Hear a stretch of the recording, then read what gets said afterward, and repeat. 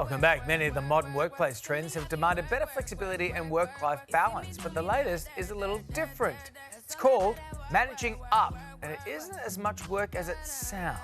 Career expert Sue Elson joins us from Melbourne for more. How does managing up work, Sue, and why do you think this trend's taken off? Well, it's another trend that's gone wild on TikTok, the place where a lot of Gen Z are using micro-learning, and they're actually picking up lots of tips and tricks via the platform. And in this case, they're learning how to understand how the boss works, understanding how they can work better, keep the boss informed, identify challenges, and also set some realistic goals. And I think that the reason it's really taken off is it's hit a nerve.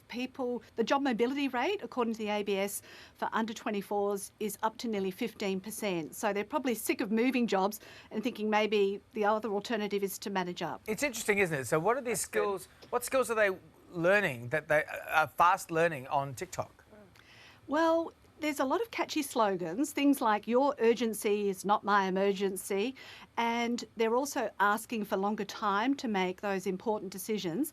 But I really love the way they're learning to speak up. I think that's important, and they're working out an open dialogue, so there's a good two-way conversation, and they're obviously identifying any roadblocks that are there as well. Well, good news if you're a business owner and you have a high turnover of staff. So what are the likely impacts on managers when employees start to take charge?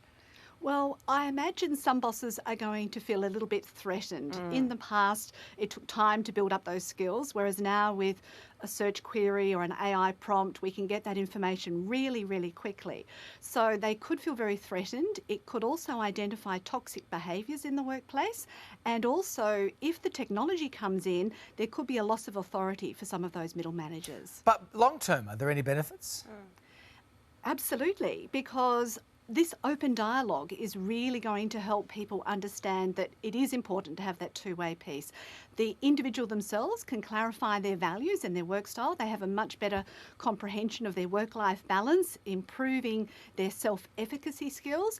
And also, I'd like to think it reduces micromanagement. And the fact that these younger people are taking that responsibility on, I guess it is behoven of managers to ask themselves, well, why do they feel that they need to be managed up? And maybe managers need to up their game as well. Lessons for everyone. Thank you so much, Sue. Thanks, Sue. Thanks, Belinda. Thanks, All right, when we return, we'll have the latest 9 News headlines.